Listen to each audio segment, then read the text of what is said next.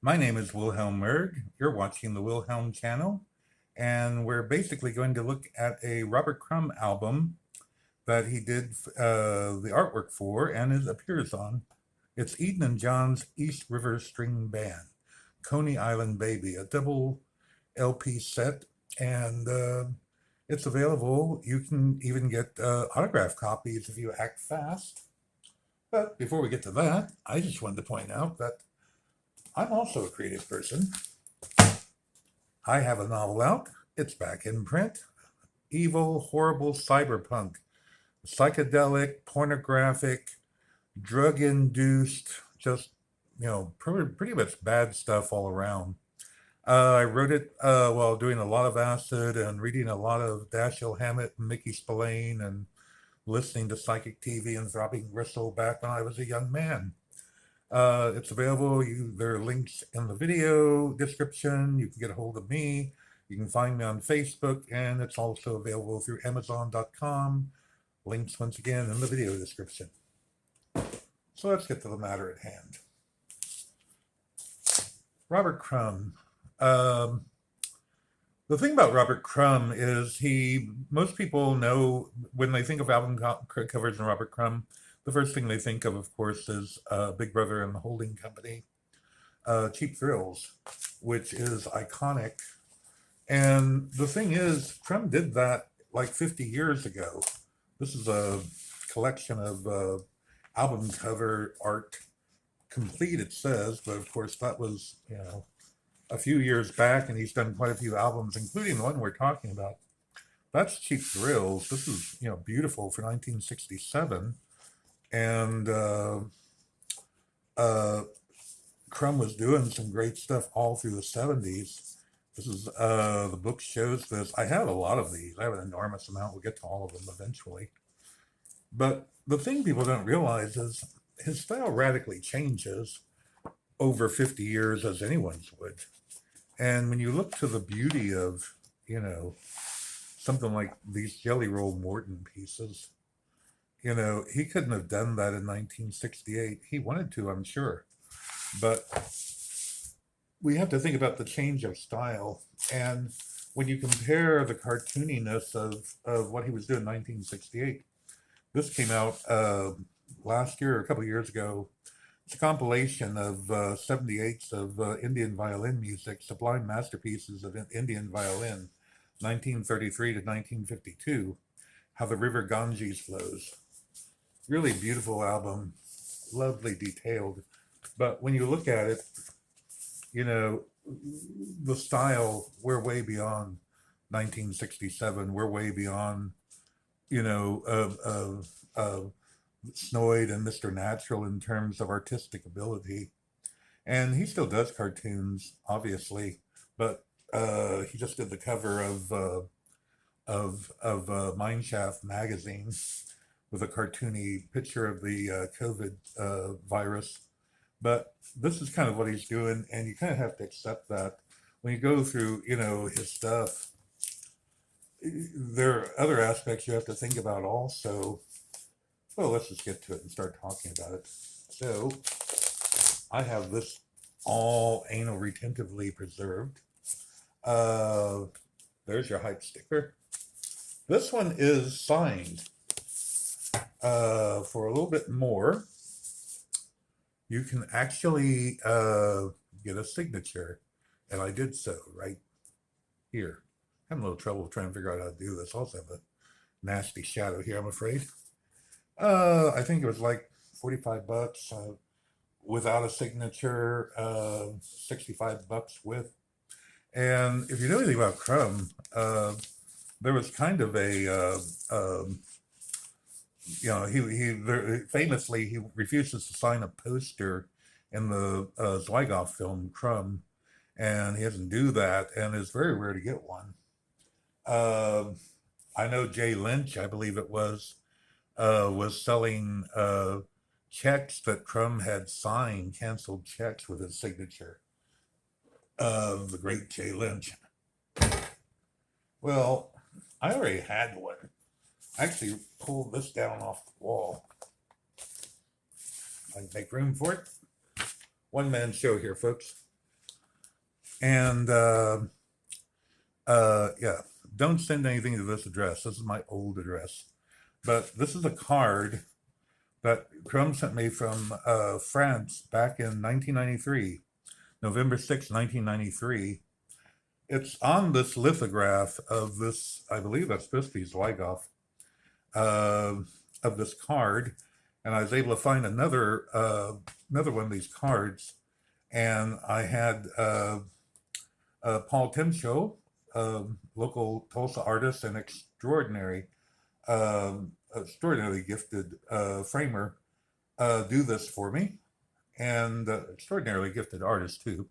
Not to diss Paul's art also, but he framed this for me, and what happened was Crumb, a friend of mine, Sean Standing Bear, an Osage artist, went over to France and uh, uh, with Michelle Ball, and they were talking about Crumb. I guess that we had a kind of a fan club, Native American fan club in Tuska, Oklahoma.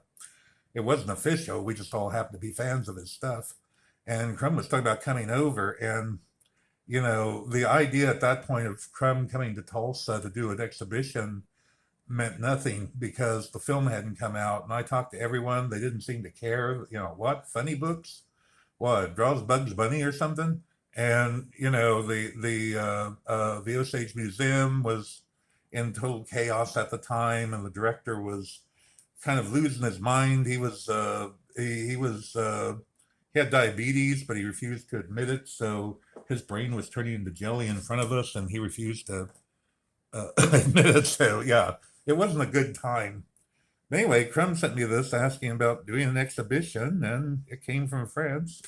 And I had it framed, and I never got back to him because I was rather embarrassed by the fact that no, we can't get anything going in Tulsa, for Crumb. Of course, after the movie came out, all kinds of people that I talked to called back, but by that point, I think the moment was over.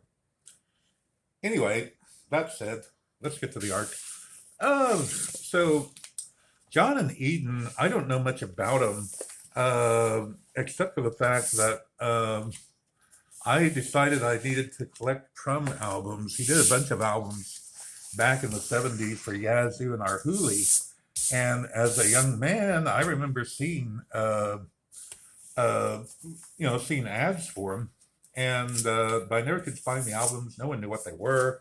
I mean, we were a bunch of dumb, teenagers from Tulsa, Oklahoma. We didn't know anything about, acoustic blues or whatever. We had never heard of the Hokum Boys or Bo Carter, and neither had our record dealers who thought they were, hot shit because they had Muddy Waters records. So anyway, I started collecting all these Crumb albums, and I stumbled upon this.